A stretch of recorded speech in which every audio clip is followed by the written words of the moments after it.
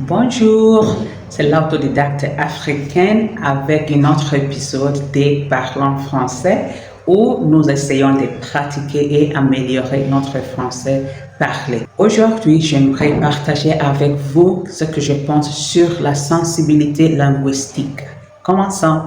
Dans notre société, la langue est plus qu'un outil de communication. Elle façonne notre pensée, notre rapport aux autres et même notre place dans le monde.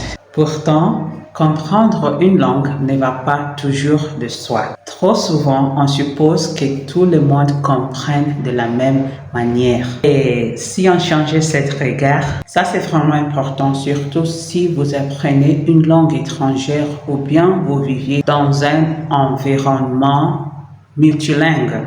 Est-ce qu'on peut vraiment dire qu'on comprend juste parce qu'on entend des mots? Et si la vraie compréhension était plus profonde? Et si on apprenait à développer ce qu'on appelle la sensibilité linguistique?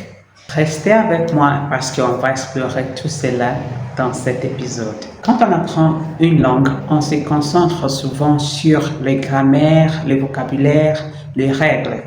Et c'est normal. Mais parfois, même si on connaît les mots, on ne comprend pas ce que l'autre veut dire. Mais pourquoi? C'est parce que comprendre ne s'agit pas seulement de traduire, mais sinon, c'est aussi comprendre le contexte, la culture, les intentions et les émotions. La sensibilité linguistique, c'est la capacité de reconnaître les besoins, les difficultés et les potentiels liés à la langue, chez soi comme chez les autres. Par exemple, imaginez cette scène dans une classe. Le professeur ou l'enseignante dit: sortez vos cahiers et écrivez la date. C'est une instruction très simple. Mais pour un élève qui n'est pas habitué au système scolaire ou bien qui vient d'arriver dans le pays, ça peut être quelque chose de difficile pour lui. Il peut peut-être se bloquer et se demander pourquoi maintenant, quel cahier dois-je sortir et de quelle date il s'agit. Alors, il ne s'agit pas d'un manque d'intelligence, mais d'un manque d'accompagnement dans la compréhension. Alors, c'est exactement quoi la sensibilité linguistique? La sensibilité linguistique, c'est la capacité de comprendre que chaque personne vit sa langue de façon différente. Certains enfants parlent plusieurs langues dans leur maison et d'autres n'en parlent qu'une seule.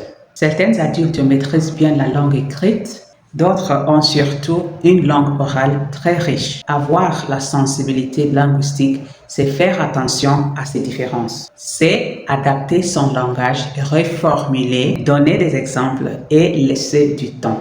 À l'école, un enseignant sensible à la langue va aider tous les élèves, même ceux qui ont des difficultés au début. Mais cette sensibilité ne doit pas arrêter seulement à l'école, parce que dans la vie quotidienne, elle est très importante aussi.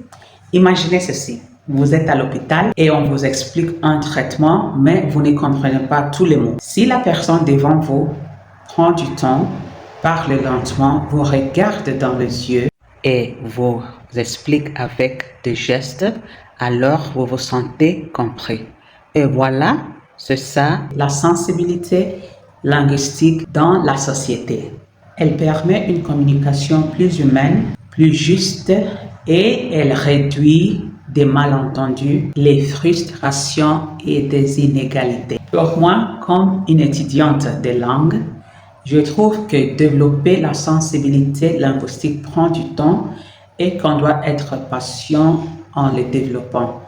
Pour moi, j'ai appris à développer ceci en cherchant le contexte des mots et le sens des mots dans un contexte colloquial, un contexte existe. Par exemple, j'ai appris que certains mots peuvent signifier une chose dans une langue et l'autre dans une autre langue. En tant qu'étudiante de langue, j'ai appris que même dans une langue, un mot peut avoir différentes significations selon la région où la langue est parlée.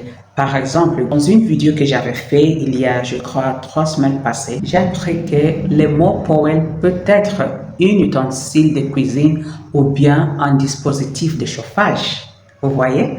Alors, Il faut toujours être patient et être inquisitif en écoutant des podcasts, regarder des films, lire des livres pour améliorer et développer sa sensibilité linguistique. Alors, en résumé, on ne doit pas présupposer la compréhension. On doit la favoriser, l'encourager et la développer et la construire. Cela demande de la patience, de l'écoute et une ouverture aux autres. La sensibilité linguistique, c'est un outil précieux pour mieux vivre ensemble, car elle nous permet de voir la langue non pas comme une barrière, mais comme un pont. Je vous remercie d'avoir suivi cet épisode. Si vous avez apprécié ce sujet, n'hésitez pas à le partager, à en parler autour de vous et à réfléchir à votre rapport avec la langue. Et à très bientôt, on se verra la semaine prochaine. Bisous, bisous.